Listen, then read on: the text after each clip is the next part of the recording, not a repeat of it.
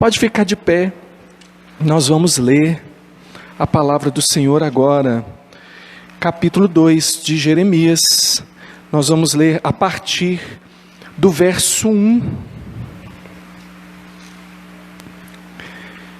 Eu estou lendo numa versão que se chama NAA, Nova Almeida Atualizada, um pouquinho diferente da revista atualizada, que é a que você acompanha. Então, acompanhe, algumas palavras vão ser diferentes, estão no mesmo sentido, mas a compreensão vai ser enriquecida, tá bom? Então, siga aí a leitura. Diz assim: a palavra do Senhor veio a mim, dizendo: vá e proclame diante do povo de Jerusalém, assim diz o Senhor, lembro-me de você, meu povo, da sua afeição quando era jovem, do seu amor quando noiva, e de como você me seguia no deserto, numa terra que não é semeada. Israel era consagrado ao Senhor e era as primícias da sua colheita. Todos os que o devoravam se faziam culpados, e o mal vinha sobre eles, diz o Senhor. Escutem as palavras do Senhor, ó casa de Jacó, e todas as famílias da casa de Israel. Assim diz o Senhor: que injustiça os pais de vocês acharam em mim, para que se afastassem de mim, seguindo os ídolos sem valor, e se tornando eles mesmos sem valor? Eles não perguntaram: onde está o Senhor que nos tirou da terra do Egito e nos guiou pelo deserto, por uma terra árida e cheia de covas, por uma terra de sequidão e sombras de morte, por uma terra em que ninguém passava e na qual não morava ninguém? Eu os trouxe para uma terra fértil, para que vocês comessem o seu fruto e as coisas boas que ela tem. Mas depois de entrar, vocês contaminaram a minha terra e fizeram da minha herança uma abominação. Os sacerdotes não perguntaram: onde está o Senhor? E os que tratavam da lei não me conheceram. Os pastores se revoltaram contra mim. Os profetas profetizaram por Baal e andaram atrás de coisas que não têm proveito algum. Portanto, ainda entrarei em litígio com vocês, diz o Senhor, e até com os filhos dos filhos de vocês entrarei em litígio. Vão às terras do mar de Chipre e vejam, mandem mensageiros a Quedar e observem com atenção. Vejam se já aconteceu coisa semelhante. Houve alguma nação que trocasse os seus deuses, mesmo que não fossem deuses de verdade?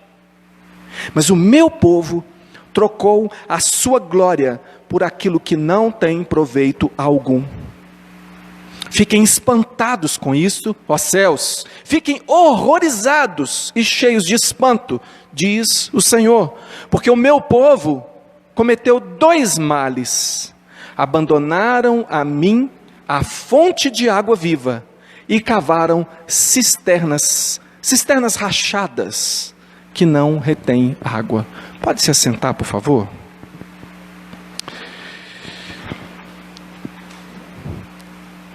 Nós tínhamos um irmão aqui na igreja, um irmão muito abençoado, tenho muita saudade dele, é uma das pessoas que eu quero ver no céu, né? Chegando lá, falar: cadê o seu Obiron? O apóstolo Paulo, para ver depois, irmão. Eu nunca fui íntimo do apóstolo Paulo, né? Não conheci, mas o seu Obiron eu conheci. E ele escrevia algumas histórias ele transformava elas em folhetos evangelísticos. E ele escreveu uma história que alguns de vocês devem conhecer aqui, porque a gente tinha desse folheto aqui na igreja, e a história era o Grande Sultão, era a história. E a história era mais ou menos assim: havia um reino, né, em que havia lá um sultão, que era o rei daquela nação, governava aquela nação com poderes absolutos, ou seja, o que o rei falava era lei, o que ele dizia era feito. E numa manhã chegaram para ele arrastando o jovem, e chegaram diante dele e disseram: rei, esse moço, ele acabou de cometer um assassinato, ele matou um outro jovem, matou a traição, matou aquele jovem, e nós vimos ele fazer isso, e nós o agarramos e trouxemos até o Senhor. Mas o pior de tudo, rei, é que o jovem que ele acabou de matar é o seu filho, o herdeiro, o único filho herdeiro do trono. Pensa, se você fosse o sultão, se você fosse aquele grande rei com toda a autoridade, e você recebesse essa notícia, que sentença, que julgamento você faria, que sentença você proferiria para aquele jovem? Vou deixar a resposta da história para o final. Esse livro aqui de Jeremias, eu fiquei lembrando disso porque esse livro tem muito a ver com essa história também. Jeremias, se você ler Jeremias, ele é um pouco diferente de outros livros que você lê, porque ele não tem uma ordem cronológica muito certinha. O que você lê no começo não aconteceu exatamente na mesma ordem do que você está lendo no final. Ele tem intercalados histórias do profeta, com discursos do profeta, com palavras proféticas que ele disse. Então está mais ou menos organizado por temas. E ele profetizou na época do rei Josias, depois rei Joaquim e Zedequias. Ele profetizou ali no final do reino de Israel, quando Israel foi tomado por Babilônia. E ele mesmo então profetizou a respeito da vinda daquele grande inimigo, Babilônia, que vinha sobre Israel, vinha sobre Judá, e viria e tomaria tudo. Ele não somente profetizou que aquilo ia acontecer, como ele viu acontecendo com seus próprios olhos, tudo aquilo que Deus havia dito a ele, ele viu acontecer. E a palavra-chave em Jeremias é justiça. Por isso eu contei essa história para você. Justiça. A mensagem de Jeremias é: Deus é justo, juiz, e julgará o seu próprio povo. O seu próprio povo, escuta essa. Deus é justo, juiz, e julgará o seu próprio povo. E se é um julgamento, né? Se é um tribunal, existe uma acusação. A acusação contra o povo de Deus é que Israel abandonou a Deus e se entregou aos ídolos. É isso que nós vemos aqui no capítulo 2, de 9 a 11, a gente vê isso aqui. E o 9 diz exatamente assim, Deus dizendo para aquele povo: portanto, ainda entrarei em litígio contra vocês. Em litígio quer dizer com processo, eu vou processar vocês, vou julgar vocês. Porque Deus não é só aquele que processa, Ele também é o juiz. Entrarei em litígio. E Deus então está acusando o seu povo de tê-lo abandonado e se entregado aos ídolos. Preste muita atenção, porque eu não estou aqui para contar para você histórias do passado, só para você ter conhecimento. Eu estou falando com gente que é povo de Deus, assim como aquele povo era. E eu estou falando para pessoas que podem talvez cometer os mesmos erros que aquele povo. O que significa, irmão, abraçar um ídolo? O que significa um ídolo? O ídolo, eu sempre repito para você, é tudo aquilo em que você coloca a sua confiança que não é em Deus. Há muitas pessoas que têm ídolos e não sabem que têm ídolos. Por quê? Porque o ídolo, quando o ídolo é uma estátua, se o ídolo for uma imagem, se o ídolo for assim, tiver uma forma, tiver um nome, é fácil de perceber. Tem um ídolo, a pessoa faz orações a alguém que não é a Deus, e ele atribui poderes àquele ídolo. Isso é fácil de perceber. A idolatria é clássica. A palavra de Deus condena diretamente: não farás para ti imagem de escultura, obra alguma do que é em cima do céu, embaixo na terra, embaixo da terra. Não as adorarás, não te encurvarás a ela, porque eu sou Deus zeloso, visito a iniquidade dos pais nos filhos até 3ª e 4ª geração, e faço misericórdia aos milhares dos que me amam. Essa idolatria é fácil. O problema é quando a idolatria são coisas que não parecem ídolos, coisas aparentemente boas. É quando alguém diz: se eu tiver esse casamento, serei feliz. Se o meu filho fizer aquela faculdade, eu vou ser feliz. Se eu conseguir tal emprego, eu serei feliz. Se eu fizer isso ou aquilo, irmãos, a felicidade, a alegria, o valor da vida não está nas coisas que alguém possa possuir, até mesmo relacionamentos. Então é possível ter ídolos e não perceber que você está disposto a pecar contra o Senhor para servir aquele ídolo. Qualquer coisa que esteja na sua vida hoje, que é contrário à palavra do Senhor, e você mantém aquela prática, então aquilo é um ídolo para você. Eu vou explicar melhor à medida que eu falo o que aconteceu com esse povo. O que significa então abraçar um ídolo, ter um ídolo na vida? Deus diz que é como abandonar a fonte das águas, que é o próprio Deus, e cavar um poço que não consegue reter a água. Talvez ele até enche um pouquinho na hora da chuva, mas logo aquela água vai embora. São as alegrias, irmãos, passageiras que o mundo oferece. São algumas coisas que você pode fazer e pode te dar uma alegria imediata. Você acha que uma pessoa que toma uma cervejinha gelada, ainda mais num calor desse, não sente um prazerzinho, não? Eu vou dizer que não tem? É claro que tem. O problema é a consequência da bebida na vida de uma pessoa. E isso vai custar caro mais adiante. Você acha que uma pessoa que faz o uso de uma droga não sente prazer, não sente alívio? É claro que ela sente. O problema é o custo da vida dela, que aquela prática vai tomar dela o direito de viver. São ídolos que as pessoas recorrem. Se eu não tenho paz, eu recorro a isso. Ao menos uma tragada no cigarro. Por quê? Porque na hora que a pessoa fuma aquele primeiro cigarro do dia, tem uma descarga ali no seu cérebro, ela sente um prazer. Só que esse cigarro na hora do problema, ou em alguns momentos do dia, é uma escravidão, é um suicídio aos poucos, e é um ídolo. Então, irmãos, é preciso a gente pensar que essas coisas não têm sustentação na vida de ninguém. Elas não te darão o sustento, mas elas entram para resolver um probleminha só agora. O custo é alto. Além do mais, você vai irritar a Deus com isso. Sabe o que Deus chama quando alguém tem esses ídolos na sua vida? Deus faz uma comparação que eu acho muito forte. Aí no verso 24 em diante do capítulo 2, ele diz para aquele povo, olha que interessante, antes de ler o 24 aqui, você viu como que Deus começou a conversa com Israel?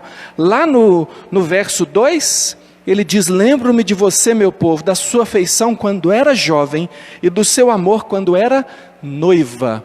Ele trata como uma mulher maravilhosa que ele trouxe para ser a sua esposa. Como ela era apaixonada por ele, como aquela esposa era apaixonada pelo seu marido. E ele diz: eu me lembro quando você recorria a mim para todas as questões da sua vida. Eu me lembro quando você colocou os olhos em mim e disse: tu, Senhor, és o meu refúgio, a minha fortaleza, o meu seguro. Eu quero somente o Senhor. Eu estou disposto a abandonar qualquer coisa na minha vida para ter somente o Senhor. E Deus diz: eu me lembro quando você era uma esposa apaixonada por mim. Mas agora olha o que ele diz no verso 24.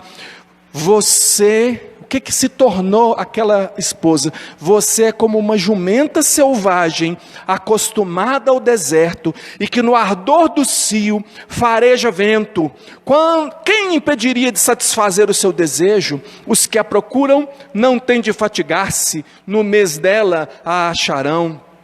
Evite andar por aí com os pés descalços e não deixe sua garganta com sede. Mas você diz: não, é inútil, porque amo os estranhos e atrás deles é que eu vou. Deus diz assim: você de esposa apaixonada se tornou uma adúltera, uma mulher que se prostitui, uma pessoa que ama agora não mais ao seu marido, mas ama o prazer com os outros, com os ídolos, com os outros. Então Deus está comparando esse afastamento de Deus e essa procura de satisfação em coisas que não são de Deus com o adultério. Isso é ídolo.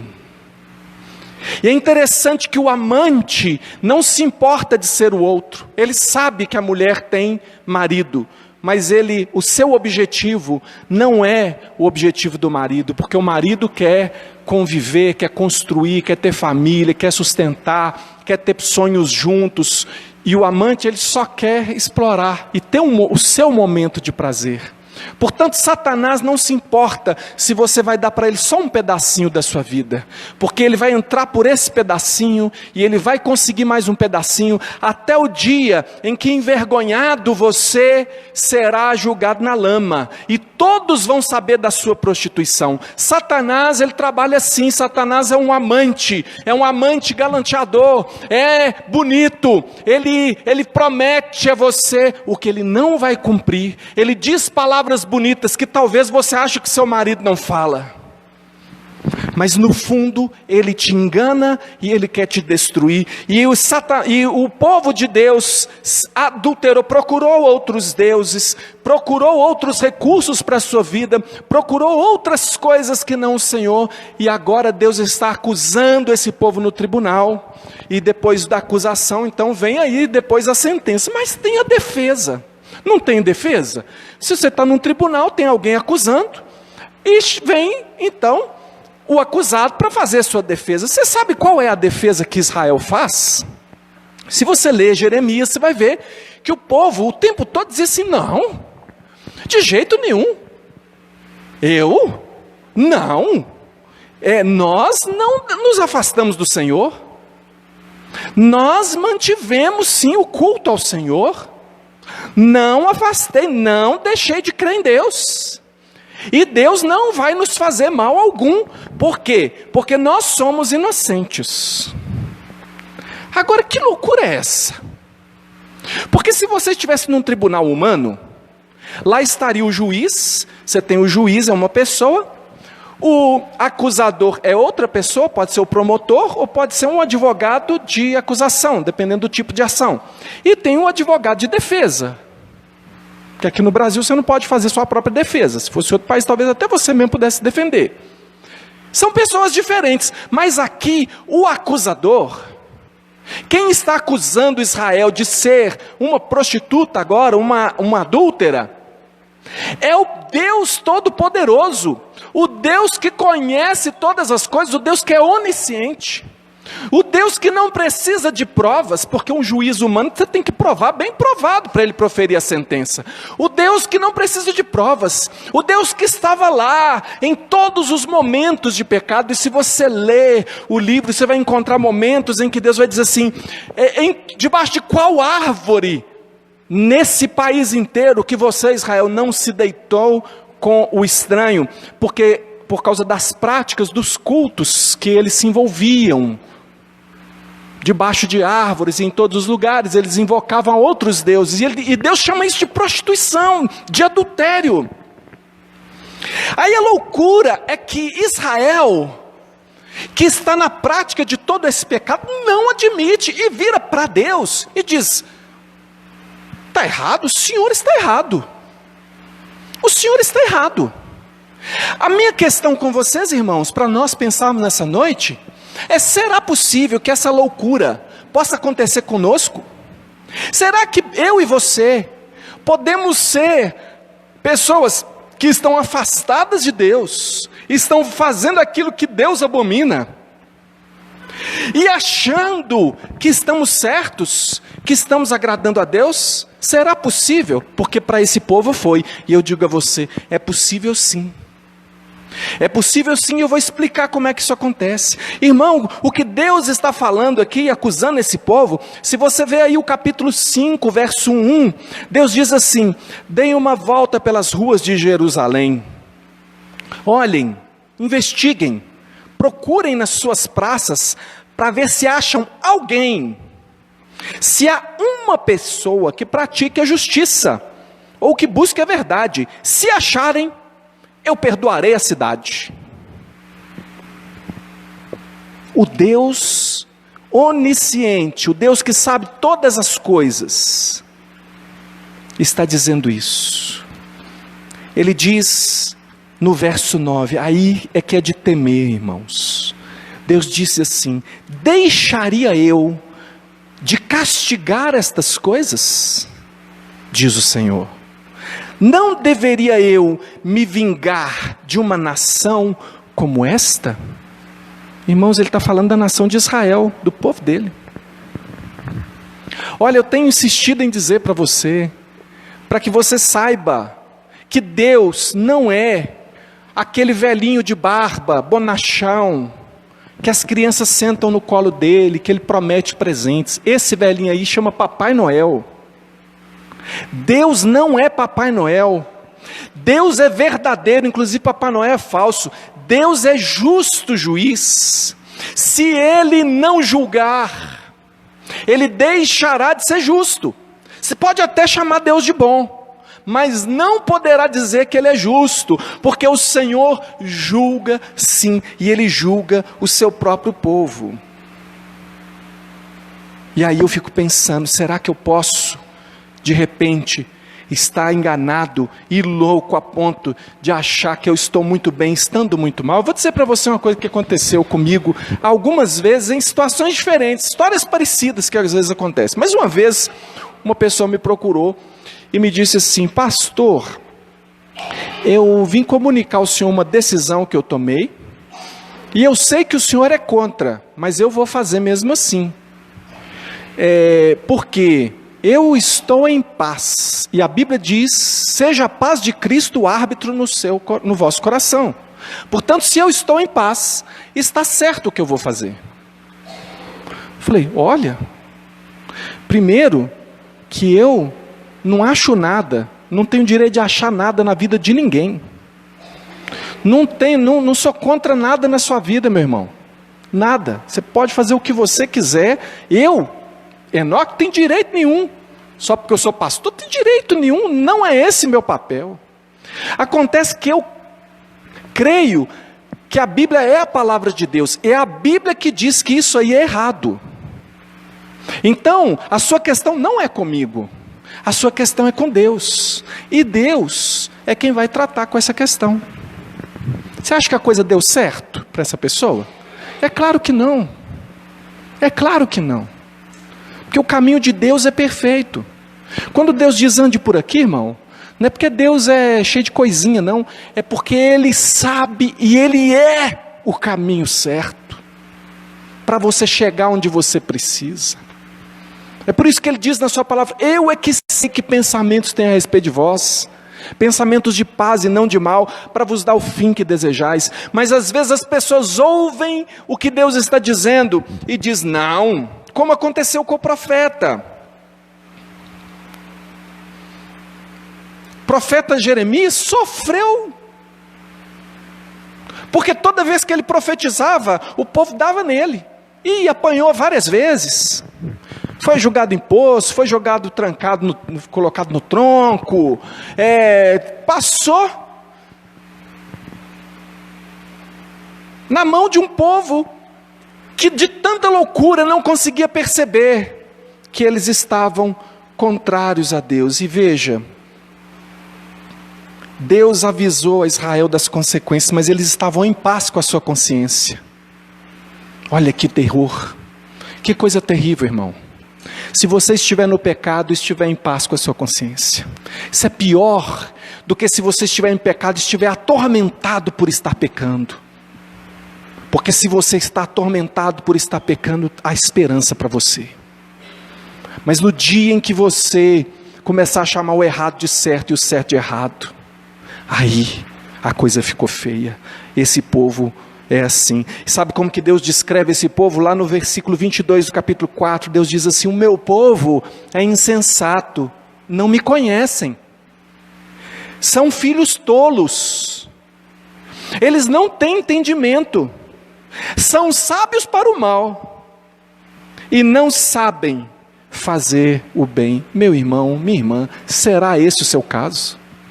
Será esse o seu caso? Hoje eu quero dizer para você assim, então, como se tornar um tolo, enganar a si mesmo e atrair a ira de Deus sobre você, sobre a sua vida. Eu acho que você quer aprender o contrário, né? Mas eu vou te ensinar isso aqui para ver se você aprende a fazer o contrário.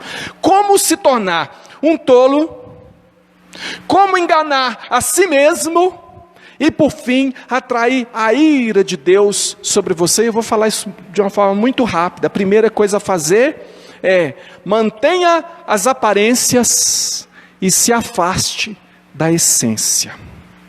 Sabe qual era o problema de Israel? Sabe por que Israel achava que estava tudo bem para eles? Por quê? Porque eles mantiveram o templo. Eles tinham o templo do Senhor, estava lá. Deus tinha mandado construir o templo estava construído, estava lá. Os sacrifícios que era para fazer, estavam acontecendo. Tinha profetas que falavam em nome de Deus. Tinha um governo, descendente de Davi, estava no trono. Estava tudo aparentemente bem. Acontece que o relacionamento desse povo com Deus já tinha se perdido há muito tempo. Esse é o povo do qual Deus vai dizer: esse povo me honra com os lábios, mas o seu coração está longe de mim. Deixa eu dizer para você aqui o que é possível acontecer. Vou dar para você uma ilustração, para você entender que eu não estou falando só dos crentes do tempo de Jeremias. Eu vou avançar um pouquinho no tempo, vou lá para os tempos de Jesus. Olha como é possível você achar que está bem com Deus e não está. Porque eles mantiveram a aparência, o templo eles tinham, o culto eles tinham, o sacrifício, entendeu? Vai na igreja, ouve pregação, participa do louvor, está envolvido no ministério da igreja, mas na segunda-feira, na vida normal do dia a dia, não tem Deus na história. Está fazendo cada um o que interessa e na hora que quer resolver determinada coisa, recorre a um ídolo. Ah, mas agora eu tenho que fazer isso. Não, isso aqui não tem jeito, tem que ser desse jeito. Do jeito que Deus disse que não é. Então, olha o que aconteceu. Essa semana eu preguei aqui na quinta-feira. Nós temos pregado aqui nas quintas-feiras os milagres de Jesus. E pregando mais que um milagre. Porque sempre que Jesus faz um milagre, ele quer alguma coisa além do que aquele milagre em si.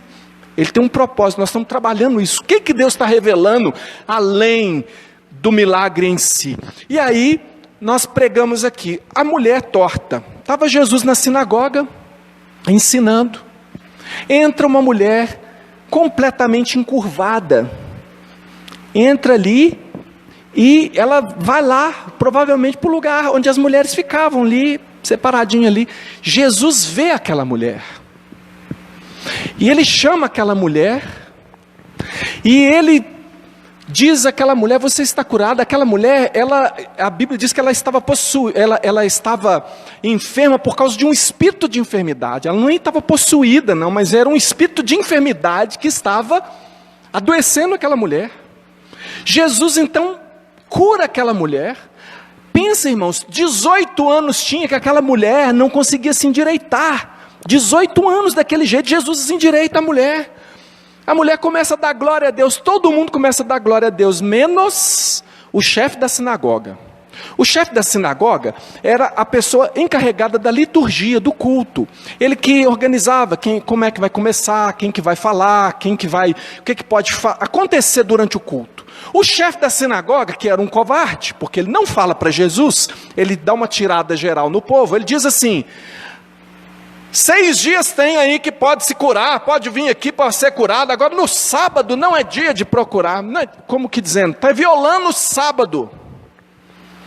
Jesus fala bem alto assim: hipócritas. Ou seja, hipócrita você que falou essa besteira, hipócrita todo mundo que concordou. Ele perguntou assim: quem de vocês que saem de casa hoje, que tem um jumentinho lá, que tem uma vaquinha, que tem um bezerro, que não desamarrou ele para ele poder comer ou beber? E eu não poderia libertar essa filha de Abraão, que tem 18 anos, que vinha sendo amarrada por Satanás? Agora, eu quero que você pense, aquele moço era o chefe da sinagoga, irmão.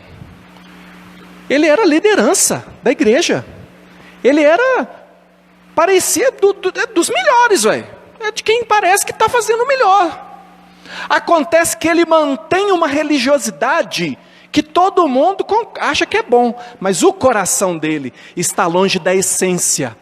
A essência do evangelho, Jesus resumiu em 2 mandamentos: amarás o Senhor teu Deus de todo o teu coração, de toda a tua alma, de todo o teu entendimento. O segundo mandamento semelhante a esse é: amarás o teu próximo como a ti mesmo. E se você não se importa com as pessoas, e se você não se importa que as pessoas vão para o inferno, e se você não se importa que as pessoas estão amarguradas, se você não se importa que elas estão sendo destruídas por Satanás, se você não se importa que elas estão sendo escravizadas pelo diabo, e se você está muito satisfeito porque você vem ao culto, porque você participa disso, participa daquilo, que tem uma igreja para você, você está perdendo a essência e o propósito, que são pessoas, que é salvação de vidas, que é a transformação de pessoas destruídas em pessoas novas criaturas. Esse é o propósito de ter igreja, não é para você receber bênção não. Irmãos, para muitos de nós aqui, talvez você que entrou aqui há pouco tempo ainda seja um alvo da bênção, da graça de Deus, ainda tem cura para acontecer na sua vida, ainda tem transformação para acontecer na sua vida. Glória a Deus por isso, porque Deus faz. Mas a maioria de nós que estamos aqui hoje, não somos gente para simplesmente receber bênção de Deus, nós somos pessoas para proclamar, nós somos pessoas para ser abençoadores, porque nós trazemos sobre nós o nome de Jesus Cristo, e quando você fala em nome de Jesus Cristo, o inferno treme, a doença sai. Em nome de Jesus Cristo, o evangelho é pregado e as pessoas são transformadas. O poder do evangelho, ele se manifesta quando o evangelho é pregado. E quando o evangelho é pregado, para que pessoas sejam transformadas. Quando tem amor no coração, também não é vontade de multiplicar pequeno grupo ou célula, não. É vontade de ver gente salva. Isso que a gente tem que ter. Aí que se multiplique. Mas não por causa de números. Você está entendendo? E então é possível, esse povo aqui, eles mantiveram uma religião linda. Os cultos, os sacerdotes, tudo paramentado, bonitinho, vestindo roupinha bonita, fazendo tudo. Profetas que falavam o que o povo queria ouvir, né? Mas não falavam o que Deus estava realmente dizendo. Irmão,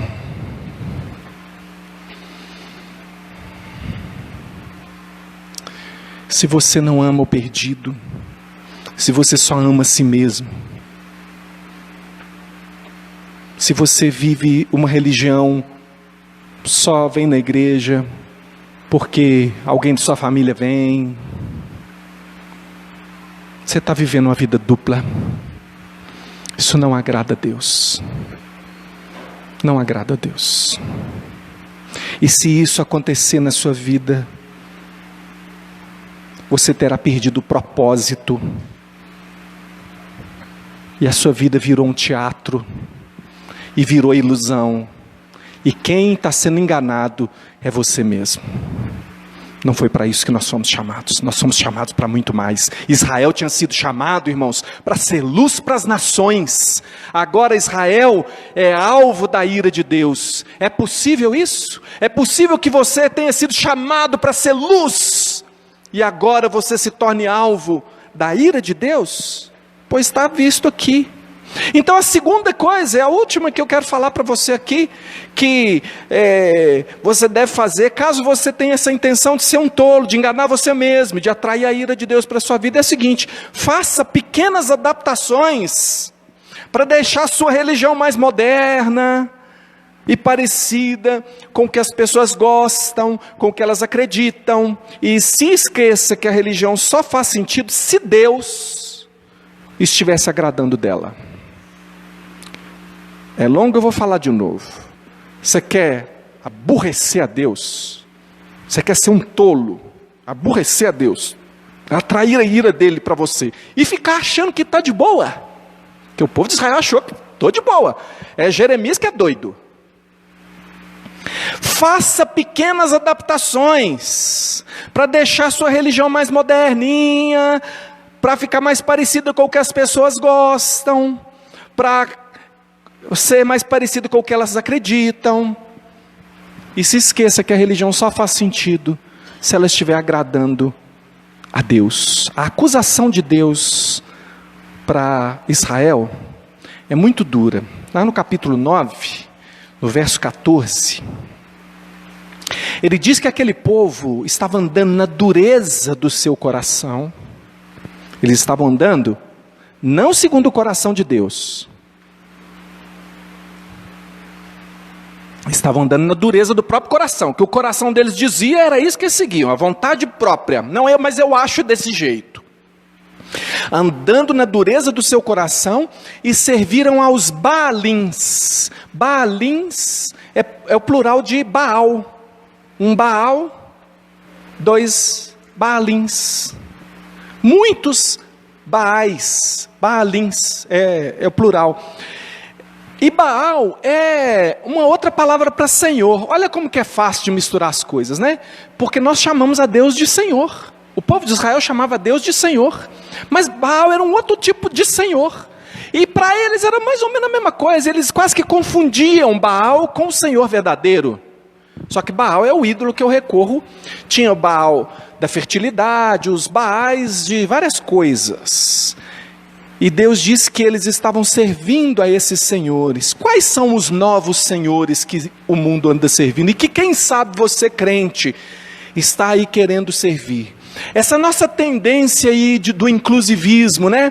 Tudo que é inclusivo é chamado de bonito hoje, é visto como bonito. Na nossa época, então, a gente tende a querer ser assim mais sociável, né? A gente ter assim um discurso que todo mundo goste, eu não quero falar contra ninguém, sou amigo de todo mundo pode fazer o que quiser. Todo mundo pode mesmo? Você está nem aí, né? Pode ir para o inferno, né? Então você vê que não é a religião correta, né? Aí o mundo fala até assim, olha que lindo, toda forma de amor. Mas se Deus é o padrão do amor, eu só estou dando um exemplo para você. Se Deus é o padrão do amor, como é que tem mais de uma forma de amor? Toda forma de amor. Não tem, irmãos. O amor, segundo Deus, está lá em Coríntios 13. O amor não é para mim, o amor é para o outro. Amor só é amor quando eu estou me voltando para o próximo. Não é amor próprio, não. Você já viu algum versículo na Bíblia dizendo para você amar a si mesmo? Mas está cheio assim de versículo mandando você amar o próximo. Porque amar a si mesmo, todo mundo se ama. Eu vou te dizer que até o suicida, ele se ama de uma forma tão egoísta. Não estou aqui fazendo julgamento, irmão, porque Deus é quem julga as pessoas, tá? Deus é quem julga. Mas aquele ato do suicida, muitas vezes, é um ato de vingança. Já que ninguém me ama, já que ninguém faz o que eu quero, já que ninguém concorda comigo, já que a minha vida é tão triste, eu vou fazer isso, porque eu tenho certeza que todo mundo agora vai sofrer. Também é um ato egoísta. Não é um ato assim que a gente pode simplesmente falar assim, é uma coisa que a gente tem que prestar atenção. Irmãos, os nossos atos... Às vezes a gente não entende. Olha, criar uma religião para si. Jeremias 17 diz assim, maldito o homem que confia no homem. Ou seja, maldito aquele que confia em si mesmo. Só porque você acha que é bonito fazer determinada coisa na igreja, não quer dizer que Deus está gostando. Só porque você acha que é agradável para você, não quer dizer que Deus vai se agradar disso. O culto é para Deus. A maneira de viver é para Deus. Jeremias 17 também fala que é enganoso o coração humano. A gente pode se enganar. Irmãos, eles edificaram, capítulo 19, verso 5, diz que eles edificaram altos a Baal para queimarem os seus filhos a Baal. Coisa que o Senhor disse que eu nunca ordenei, nem me passou pela cabeça. Irmãos, os nossos filhos são as primeiras vítimas quando a nossa vida cristã não tem profundidade, quando o nosso relacionamento com Deus não é verdadeiro. E eu tenho dito para pais aqui que sofrem com filhos desviados, porque é sofrimento. É sofrimento. Eu já falei com as minhas filhas, porque eu não tenho garantia. Você tem garantia que seu filho não vai desviar? Nós estamos aqui com o coração apertado. E aí eu falei para as minhas filhas, se vocês se desviarem do caminho do Senhor, se vocês fizerem um errado, Tem uma coisa que eu não tenho jeito, eu não vou conseguir me livrar, eu vou sofrer com vocês. Não tem jeito, não está em mim não sofrer. Agora, apoiar e te ajudar não vou, no erro, mas te amar vou, e vou padecer com você, e vou colher muita coisa ruim que você vai plantar. Falei para elas isso. Porque é a realidade, irmão. A gente não deixa de ser pai porque o filho da gente está errado, não. Não deixa de amar, não deixa de sofrer. Agora, eu falo para os pais, você se mantenha no caminho do Senhor, você busca o Senhor, porque nós temos promessa de Deus quanto aos nossos filhos, e quem converte o coração dos nossos filhos é Deus, e conversão, toda conversão é um milagre. Então, quando o seu filho cair em si, como aquele filho pródigo, e ele olhar para trás, sabe o que ele vai dizer? Ele vai dizer, o meu pai, a minha mãe, estão lá no mesmo lugar de onde eu saí, é lá que eu vou encontrar eles. Por quê? Porque eles têm firmeza de propósito, eu sei quem é meu pai, eu sei quem é minha mãe. Agora se voltar lá, e o pai está desesperado, a mãe está desesperada, também descabeceou tudo, está todo mundo correndo, aí o filho vai falar assim, e agora? Não tem para onde correr. Você e eu precisamos manter o nosso caminho no Senhor Jesus, porque nós o conhecemos e não temos como nos desviar do caminho do Senhor. Os nossos filhos, nós oramos para que eles não se desviem e lutamos para que eles andem no caminho do Senhor. Mas se você ficar com uma religião mais ou menos, se você não buscar intensamente o Senhor, se você começar a colocar na sua vida os baais, colocar na sua vida os ídolos, as coisas que você vai recorrer que não é a Deus, na hora que os seus filhos também vão ser sacrificados. Aqui era literal, gente, o pessoal pegava, para conseguir o favor daquele Baal ali, eles levavam para um ídolo, que ficava com a mão assim, o ídolo, e eles colocavam fogo por baixo, de uma mão de ferro assim, e colocavam o bebê, para queimar, como uma oferta para aquela divindade falsa, um capeta, né, um demônio, para que pudesse dar a eles o que queriam. Aí você fala assim, nossa, aconteceu isso hoje, a polícia prende. Pois é, né? Há poucos dias atrás, uma atriz aí que ganhou o Globo de Ouro, o Grammy, ela no discurso dela, sabe o que ela falou? Ela disse que ela deve o sucesso dela a uma decisão que ela tomou de abortar, lá atrás. E ela, quando tomou a decisão de matar aquela criança, porque aborto é assassinato, não pode chamar do que for, irmão. Pode chamar, é feto, né? Você sabia que no hospital ninguém morre? Não tem morte no hospital, sabia? No hospital ninguém morre. Lá tem óbito. Você acha que mudar a palavra muda a realidade?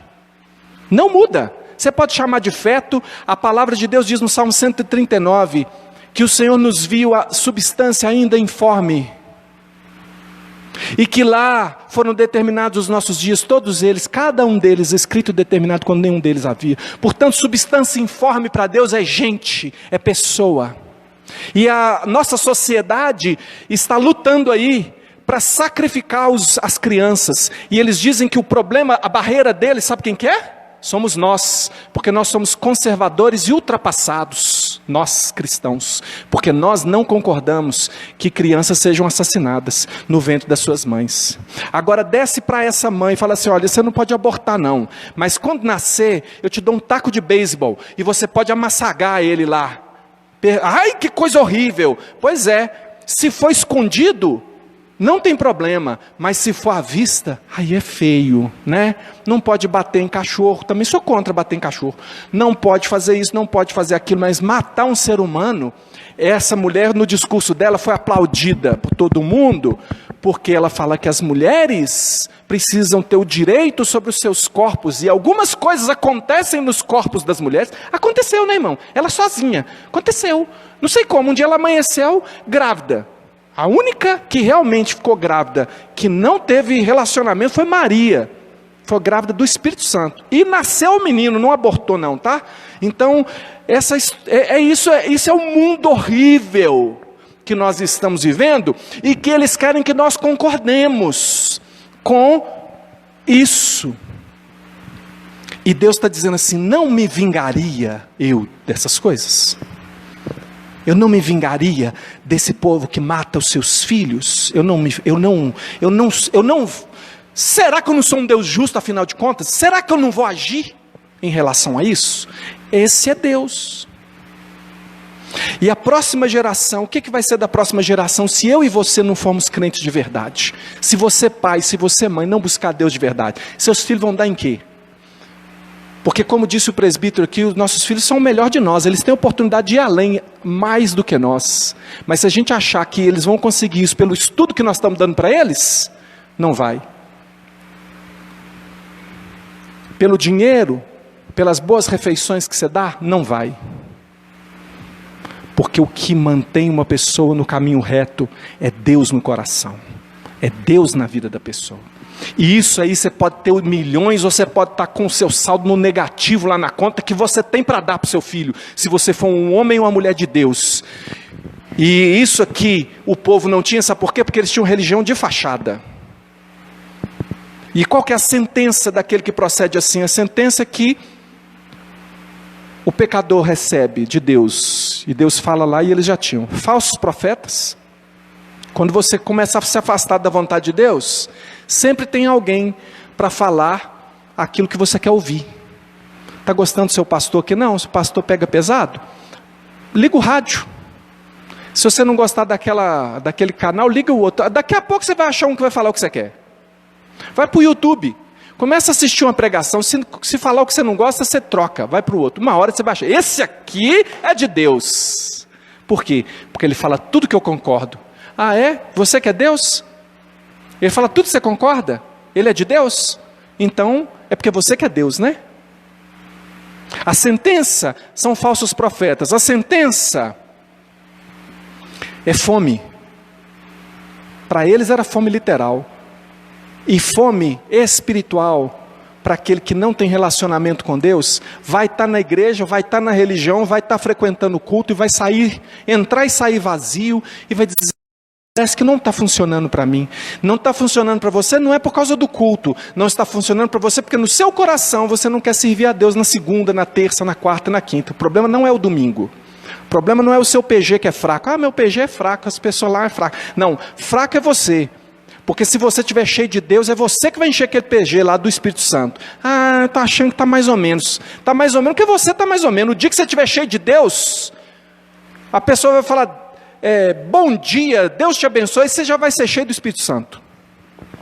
Porque você já está. É igual querosene com a faísca. Fala Deus com você, você pega fogo.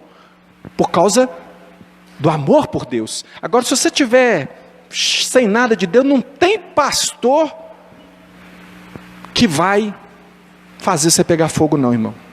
Fome, falta de comunhão com Deus, e um exército inimigo, que aí é os problemas mesmo que vem rebentando. E aí você fala, mas quanto mais eu rezo, mais assombração aparece. Depois que eu fui para a igreja, minha vida piorou. Foi para a igreja, meu filho. Você tem que ir para Jesus. Vai para Jesus. A hora que o capeta aparecer lá, você ora em nome de Jesus para você ver uma coisa. Eu lembro que eu era adolescente, já contei isso 1 milhão de vezes aqui, mas eu não canso de contar, que eu era adolescente, estava na igreja assim, apareceu um homem endemoniado lá. Eu fui lá e repreendi o demônio, falei, sai dele em nome de Jesus. O homem engrossou a voz para mim, que você está mexendo com o meu cavalo? Sai dele em nome de Jesus. Ele falou, não vou sair não. Eu falei, Senhor Jesus, o demônio aqui falou que não vai sair não. Eu já estou saindo. Por quê? Porque, irmão, não é adolescente, não é velho, não é pastor, não é bispo, não é presbítero, é o nome do Senhor Jesus, é a pessoa de Jesus que se manifesta quando alguém crê nele. Eu virei para o lado como se Jesus tivesse como o Senhor Jesus, o capeta aqui falando que não vai sair não. Mas eu falei com Jesus, irmão. Você fala com Jesus? Porque Jesus está presente. Então a sentença final foi ser escravizado. E aí você fala assim, pastor do céu, onde é que está essa tal dessa esperança? O senhor falou para a gente vir aqui, o senhor ia pregar de volta a esperança, a mensagem dos profetas maiores, só falou tragédia até agora. Falei, irmão, deixa eu falar para você, deixei para o final aqui. Enquanto o pau está quebrando, enquanto está acontecendo todas essas coisas, enquanto nós estamos num mundo difícil de viver, enquanto os próprios crentes chegam para a gente e desanimam a gente, falando coisas que não convêm. Enquanto tudo isso está acontecendo, o profeta e um remanescente fiel, que sempre Deus mantém, aqueles que são seus, eles continuam, apesar das perseguições, eles sabem o chamado que eles têm de Deus, não somente um chamado para viver na presença de Deus, mas um chamado de dizer às outras pessoas, no poder do Espírito Santo, que Deus continua restaurando. E Jeremias, no capítulo 3, a partir do verso 12, ele diz bem assim: volta, ó pérfida Israel. Fala a verdade, é pérfida mesmo, mas Deus está chamando de volta. Volta, ó pérfida Israel, diz o Senhor, e não farei cair a minha ira sobre ti, porque eu sou compassivo, diz o Senhor, e não manterei para sempre a minha ira. Então somente reconhece a tua iniquidade, reconhece que transgrediste contra o Senhor teu Deus, e te prostituíste com estranhos debaixo de toda árvore frondosa, e não deste ouvidos à minha voz, diz o Senhor. Convertei-vos, ó filhos rebeldes, diz o Senhor, porque eu sou vosso esposo, e vos tomarei, um de cada cidade, 2 de cada família, e vos levarei a Sião, dar-vos-ei pastores segundo o meu coração, que vos apacentem com conhecimento e com inteligência. Sucederá que quando vos multiplicardes e vos tornardes fecundos na terra, então diz o Senhor, nunca mais se clamará a arca da aliança do Senhor. Ela não lhes virá à mente, não se lembrarão dela, nem dela sentirão falta, e não se fará outra. Naquele tempo chamarão a Jerusalém de trono do Senhor, nela se reunirão todas as nações em nome do Senhor, e já não andarão segundo a dureza do seu coração maligno. Irmão, quando é que acaba a arca do Senhor? A arca do Senhor foi uma ordenança lá do passado. A arca do Senhor representava a presença do Senhor.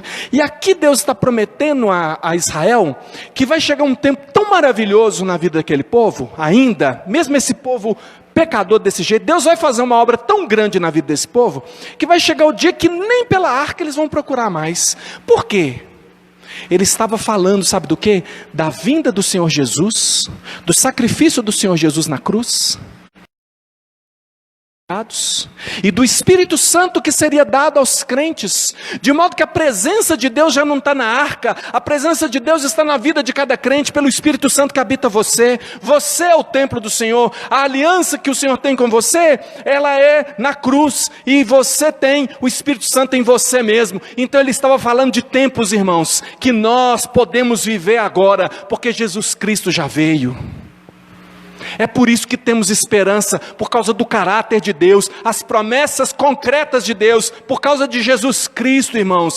Mesmo quando chega o juízo de Deus, e eu falei que Jeremias estava no meio daquela turbulência toda, ele viveu todo aquele pesar, tudo, ele viu a cidade ser tomada, gente sendo morta, ele sofreu tudo aquilo. Mesmo assim, porque ele conhece o seu Deus, ele conhece o caráter de Deus, ele é capaz de dizer, e aí ele escreveu lá em Lamentações, cheio do Espírito Santo, ele diz: se quero trazer à memória o que me pode dar esperança. As misericórdias do Senhor são a causa de não sermos consumidos, porque as suas misericórdias não têm fim, renovam-se a cada manhã, grande é a sua fidelidade. A minha porção é o Senhor, diz a minha alma, portanto esperarei nele. Tenho esperança em Deus, eu confio em Deus. Diante dos seus pecados, irmão, diante das suas transgressões, eu convido você a buscar o Senhor, a se arrepender. Eu quero chamar os presbíteros presentes, por favor, a tomarem lugar aqui. Nós vamos para a ceia do Senhor, e eu quero mostrar para você, eu quero que você, olhando para essa mesa hoje, olhando para esses elementos, o pão e o suco de uva que está ali, representando o corpo e o sangue do Senhor Jesus. Eu quero dizer para você que o Senhor Jesus, Ele cumpriu a justiça de Deus. Quero dizer para você que Deus não simplesmente deixou para lá o seu pecado. O seu pecado teve preço. O seu pecado precisou ser pago. Para que Deus chamasse você de justo, e para que Ele te chame de justo nessa noite, e você possa participar da ceia do Senhor. Doeu, sangrou, mas foi em Jesus Cristo, para que você não tivesse que sangrar. Por isso que eu quero te chamar para a mesa do Senhor agora. Eu chamo os irmãos do louvor, podem vir também, por favor. Irmãos, sabe aquela história que eu contava no começo? A história termina assim: A história do grande sultão. Quando o sultão ouviu que era o seu filho que tinha sido assassinado, ao invés de condenar aquele jovem à morte, que eu acho que é o que eu faria, provavelmente era o que você faria também, ele disse o seguinte: porque eu sou benevolente, eu perdoo você. E para que fique certo de que o meu perdão é verdadeiro, eu constituo você agora como meu filho e meu herdeiro. Você vai ficar no lugar do meu filho que você matou. Parece uma história estranha, não é mais do que a história de Jesus. Que estranho que Deus tenha dado o seu próprio filho para morrer no seu lugar, não é mesmo? Para fazer de você um herdeiro. Por isso que Jeremias diz: a minha herança é o Senhor, eu sou herdeiro com Cristo. Ele já antevia que Jesus Cristo viria. Irmão, eu chamo você para a ceia do Senhor, eu chamo você para o arrependimento, eu chamo você para fechar os seus olhos agora e fazer uma oração, e dizer: Senhor Jesus, eu preciso ser transformado, eu peço perdão pelos meus pecados, eu preciso me reconciliar com o Senhor, eu quero ter esperança, aquela esperança que vem da graça do Senhor, a esperança que vem do amor do Senhor, do caráter do Senhor que não muda, apesar dos meus erros, apesar de eu ter recorrido aos Baalins, apesar de eu ter aceitado pecar contra o Senhor, mas eu não quero viver no pecado. Jesus, limpa a minha vida, perdoa, me dá uma nova vida. Irmão, nós precisamos confessar os nossos pecados diante do Senhor. Senhor Jesus, nós pedimos perdão agora ao Senhor. Deus, perdoa o teu povo. Senhor Jesus, se nós temos hoje arrependimento, esse arrependimento veio do Espírito Santo do Senhor, e se veio do Espírito Santo do Senhor é porque conosco, e se o Senhor fala conosco é porque o Senhor nos ama, e porque o Senhor nos ama, nós somos perdoados. Senhor, pedimos perdão em nome de Jesus, pedimos, Senhor Deus, que o Senhor nos torne dignos, Senhor Jesus, não por causa dos nossos atos, mas por causa dos atos de Jesus. Os nossos atos são pecaminosos, mas Jesus Cristo pagou pelos nossos pecados. Nós pedimos perdão para que o Senhor nos dê condição, ó Deus, de participar nesse momento do corpo e do sangue do teu Filho. Eu quero convidar você que vai participar da ceia a ficar de pé. A palavra de Deus diz assim: porque eu recebi do Senhor o que também vos entreguei, que o Senhor Jesus, na noite em que foi traído, pegou um pão e, tendo dado graças, o partiu e disse: isso é o meu corpo que é dado por vocês, façam isso em memória de mim. Do mesmo modo, depois da ceia, pegou também o cálice, dizendo: esse cálice é a nova aliança no meu sangue, façam isso todas as vezes que o beberdes em memória de mim, porque todas as vezes que comerdes este pão e beberes o cálice, vocês anunciam a morte do Senhor até que Ele venha. Portanto, irmão, irmã, você que vai participar da ceia do Senhor, receba, aguarde até que todos sejam servidos, e nós vamos cear juntos. Vamos cantar uma canção enquanto os presbíteros distribuem os elementos.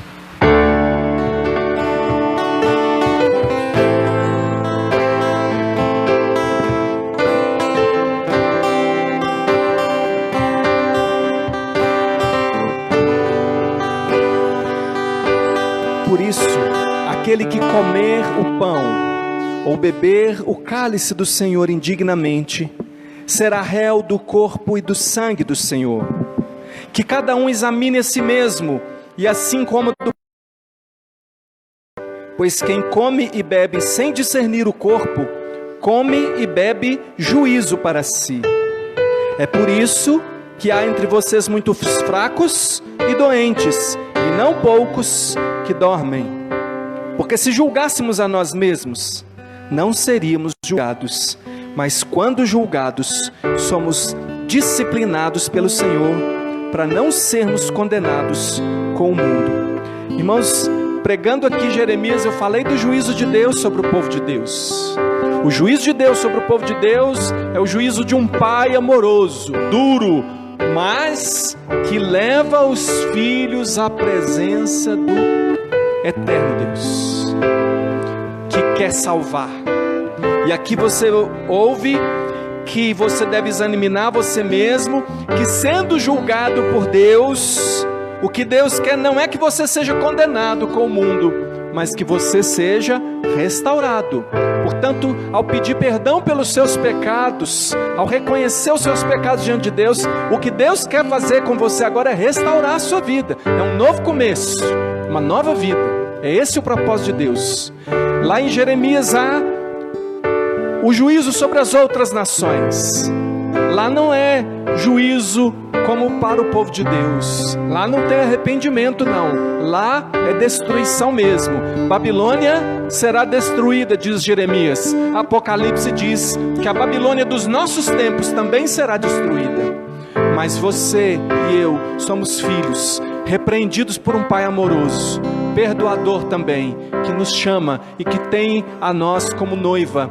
E aí nós olhando lá no Apocalipse, vemos o Senhor dizendo de nós: venha ver a minha noiva, ataviada, preparada para o casamento, linda, perfeita, santa, por causa do Cordeiro, irmãos. Porque por nossa causa não é não, nós não somos puros não, nós somos pecadores, mas por causa do sangue de Jesus, nós somos apresentados assim. Então dê valor ao que Jesus Cristo fez por você e faz por você. Ame o Senhor Jesus, porque Ele tem amado você. E assim, irmãos, vamos agora comer e beber. Vamos comer todos e beber todos em nome de Jesus.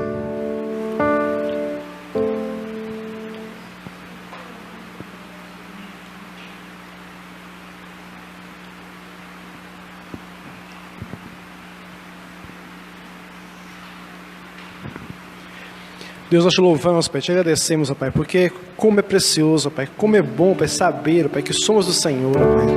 Vamos saber, ó Pai, que o Senhor é o nosso Deus. Obrigado, ó Pai. Obrigado por uma história, Pai, desse sultão, ó Pai. Deus, realmente é tremendo, Deus. Tremendo, Pai, saber que o Senhor nos realmente, Deus, adotou como filhos, ó Pai. Muito obrigado, Senhor. Obrigado, Deus, por poder participar da Tua mesa, Senhor. Obrigado por essa comunhão que nós temos com o Senhor. E nós queremos te pedir, ó Pai, nos ajude, Deus, a viver, ó Pai, viver essa vida verdadeira, Senhor. Ó Deus, não nos realmente, ó Deus, não nos prostituímos, ó Pai, na nossa vida, Pai, nas coisas que, ó Pai, no nosso dia a dia, Pai, que é tudo que está ao nosso lado, Senhor. Quantas vezes nós temos realmente, ó Deus, feito coisa, ó Pai, que, ó Pai, tirando o Senhor do alvo, ó Pai, o Senhor da nossa vida, pedimos perdão e nos ajude, Senhor, em nome de Jesus. O Espírito Santo, Senhor, possa nos convencer, ó Pai, a cada dia, Senhor, daquilo que nós temos feito, ó Pai, que não te agrada, Senhor, mas que nós possamos, ó Deus, viver na vida, Pai, segundo o coração do Senhor, Pai, segundo a Tua vontade, ó Pai. Obrigado, Deus, obrigado porque é gostoso, Pai, é bom, Pai, essa esperança que nós temos do Senhor, ó Pai, essa alegria que nós temos, ó Pai. Obrigado, Pai, que podemos ter a certeza, ó Pai, a certeza que estamos no caminho certo, Pai. Temos a certeza, Pai, que o Senhor, ó Pai, que nos sustenta. Muito obrigado, Pai. Obrigado por essa noite, ó Pai. Obrigado por celebrar o Teu nome, Senhor. Aceita o nosso culto, Pai, nossa adoração ao Senhor, ó Pai. Nós te louvamos, Pai. Agradecemos ao Senhor, ó Pai. Somos gratos, ó Pai, realmente pela Tua salvação, Pai, na nossa vida, Senhor. Em nome de Jesus, ó Deus. Amém, Senhor. Irmãos, agora vamos em paz. Que a graça do Senhor Jesus, o amor de Deus, o nosso Pai, e a comunhão do Espírito Santo do Senhor seja com todos nós agora e sempre. Amém. Deus abençoe você, que você ganhe e dê muitos abraços aí. Você que está visitando a gente é muito bem-vindo. Vamos tomar um cafezinho juntos ali atrás, 0800. Deus te abençoe em nome de Jesus.